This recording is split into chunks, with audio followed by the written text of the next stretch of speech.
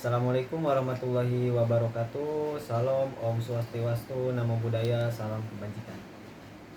Halo, selamat pagi, selamat siang, selamat sore, selamat malam. Perkenalkan, nama saya Nuril Anwar dari Fakultas Hukum Universitas Sultan Ageng Tirtayasa. Di sini saya akan sedikit mengulas materi pada pertemuan 1 pada mata kuliah Hukum Internasional. Kita akan membahas tentang definisi hukum internasional, ada juga subjek hukum internasional, dan kita akan sedikit mengulas tentang video yang sudah ditampilkan pada pertemuan pertama, yaitu tentang peperangan di kancah internasional. Baik, langsung saja di sini saya akan sedikit mengulas tentang apa itu hukum internasional.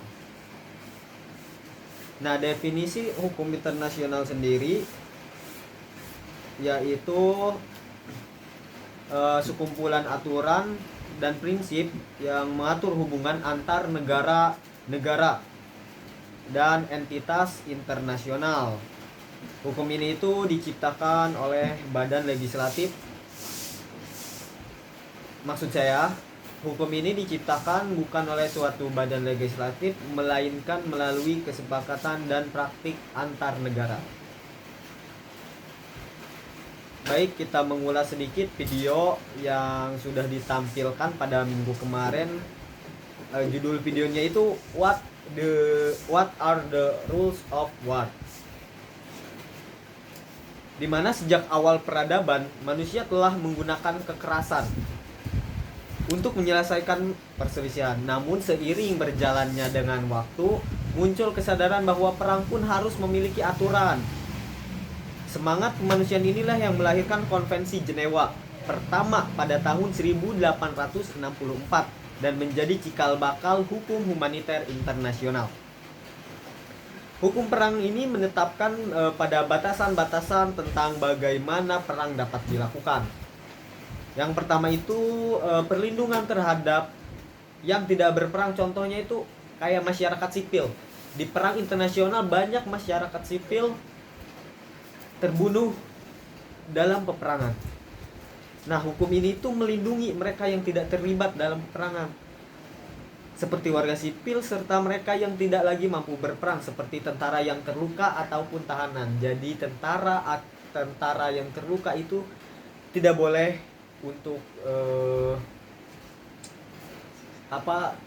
dibunuh atau istilahnya kriminal gitu ya. Sama tahanan juga nggak boleh, maksudnya tahanan juga dilindungi.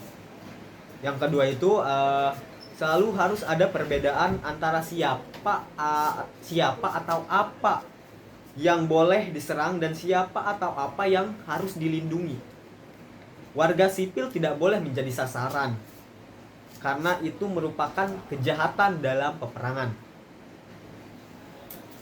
Selanjutnya yaitu tentang bantuan kemanusiaan, di mana segala upaya harus dilakukan untuk menghindari jatuhnya korban dari sipil dan kehancuran hal-hal penting yang berlangsung dalam hidup mereka, seperti rumah sakit ataupun sekolah. Warga sipil juga berhak menerima bantuan yang mereka butuhkan. Jadi pendidikan, rumah sakit itu nggak boleh diserang. Ketika rumah sakit ataupun tempat pendidikan ataupun tempat ibadah diserang, itu sudah masuk ke dalam larangan dalam peperangan. Yang selanjutnya itu hukum perang juga melarang penyiksaan dan perlakuan buruk terhadap tahanan. Mereka harus diperlakukan sebagaimana martabatnya, diberi makan, diberi minum, intinya diberi hak untuk hidup. Yang kelima nih, yang paling banyak dilanggar saat peperangan, yaitu banyaknya tenaga medis yang terbunuh.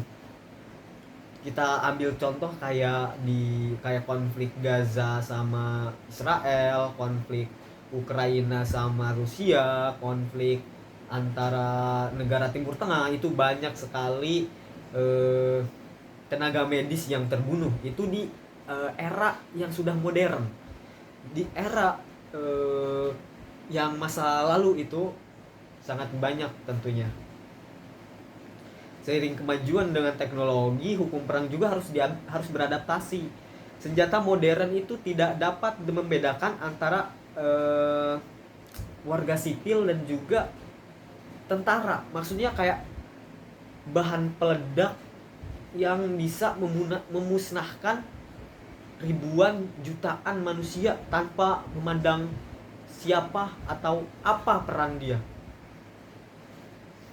Nah, kedepannya kita mungkin akan menghadapi robot perang, di mana seiring berkembangnya zaman, mungkin kedepannya yang perang itu bukan manusia lagi. Kayak misalkan robot antar robot, sebenarnya sekarang juga sudah mulai ya. Kayak rudal dibalas rudal, itu kan sama aja kayak robot lawan robot. Nah, pertanyaannya nih, apakah robot-robot ini akan mampu membuat keputusan moral untuk membedakan antara target militer dan juga target sipil? Nah, itu yang jadi PR-nya.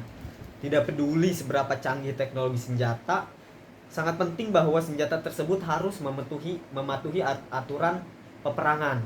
Jadi intinya harus ada standar lah gimana robot yang bisa berperang di zaman modern. Nah, kesimpulannya itu humaniter internasional ataupun hukum humaniter internasional itu adalah aturan yang membuat pilihan yang menjaga untuk menjunjung tinggi martabat manusia. Intinya itu, apalagi dalam peperangan yang dimana peperangan itu pastinya banyak memakan korban, baik warga sipil ataupun itu militer ataupun tenaga medis ataupun tahanan, pasti banyak.